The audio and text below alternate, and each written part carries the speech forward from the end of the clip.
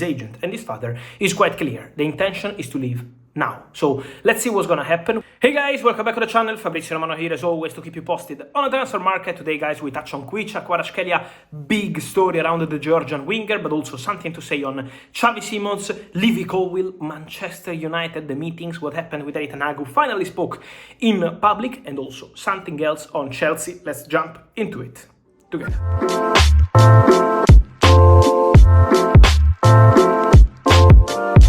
And so guys, big things happening as always on the market, while at the Euros many things are happening on the pitch, off the pitch, for the market, many things as always, because the agent and the father of Kvaratskhelia, both of them in the same interview in Georgia to Sport Imedi, just announced that the plan they have, and both of them, remember this part, say that they're still waiting to talk to Kvaratskhelia. So this is a statement of the father and of the agent, but both said still waiting to speak to the player, but they said we want to leave Napoli. The plan is to leave Napoli. The agent of Kvaratskhelia mentioned that the decision is expected to be made after the end of the Euros. He said after the Euros we will discuss with the player, now full focus on the Euros, but we want to leave Napoli. The idea is to leave Napoli. And then the father of the player, also speaking to the same media in the same moment, he said it's going to be Kovica's decision, but my feeling is that it's uncomfortable to stay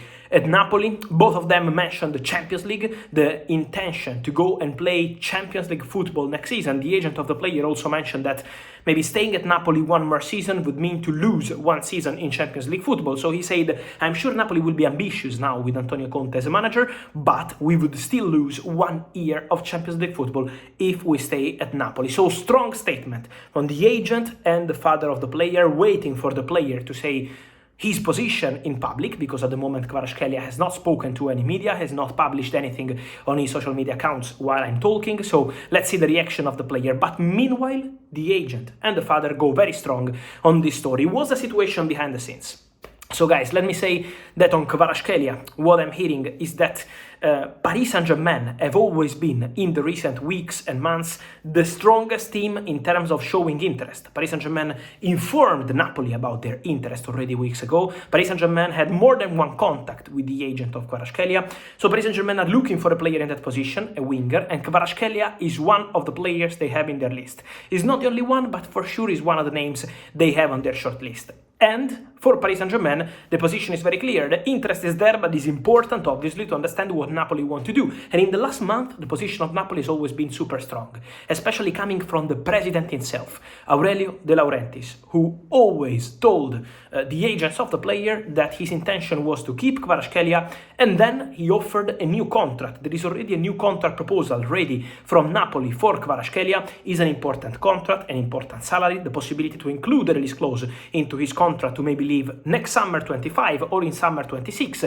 so giving him an exit for the future. But at the moment, the position of Kvaratskhelia via his agent and his father is quite clear. The intention is to leave now. So let's see what's going to happen with also now a strong manager like Antonio Conte involved in the situation. Let's see what Napoli will say, what the president De Laurentiis will decide to do. The contract proposal is ready there, but it's also important to mention how now the player is the crucial part of the story, because Napoli have this contract ready. Napoli would make an important contract proposal to Kvaratskhelia, but now for the player after the Euros is going to be time to make a decision. Paris Saint-Germain are still interested. Paris Saint-Germain know that the situation around Kvara is depending on the player.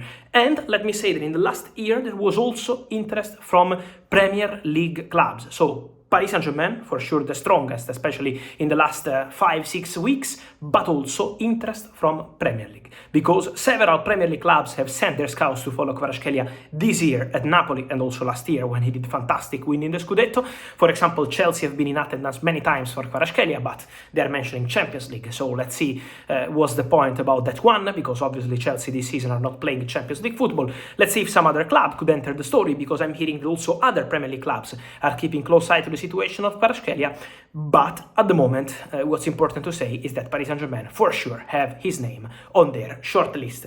Meanwhile, guys, we also saw finally Erik ten Hag speaking in public after the confirmation of him staying as Manchester United manager next season. He spoke to NOS Voetbal Studio, speaking in the Dutch media as a pundit for the Euros, and he confirmed that he's in negotiations with Manchester United over new contracts, something we already told you here on the channel for many days. So talks ongoing between Ten Hag and Manchester United over a new deal. He said we still have few details to clarify, so it's not done yet exactly what we told you here on the channel, but also Erik Ten Hag said Ineos needed some time to decide on the manager. They are new into football, so they wanted to take their time before deciding on the manager, but he also added they informed me about the meeting with other candidates, especially with Thomas Tuchel.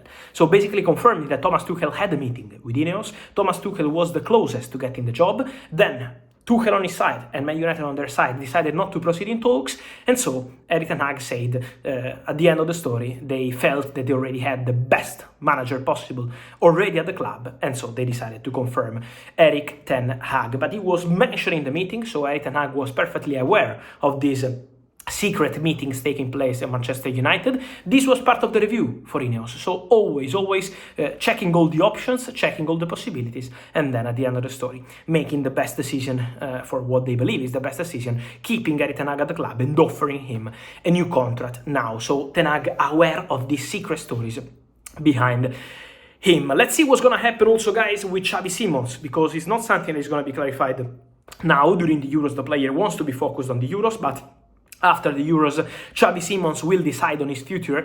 And let me repeat what I'm telling you since April. This is the position, this is the situation.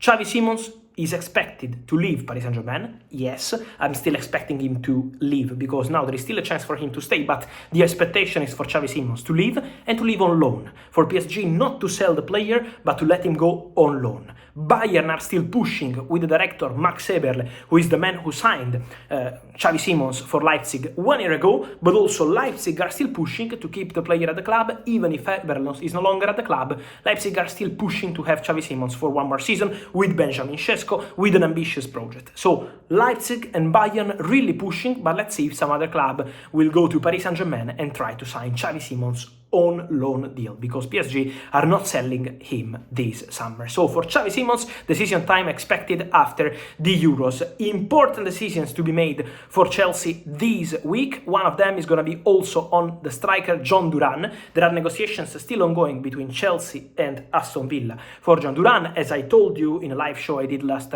few days, the idea for Chelsea is to do the deal only with a swap. So players have to be included in the deal for John Duran. At least this is the position as of today.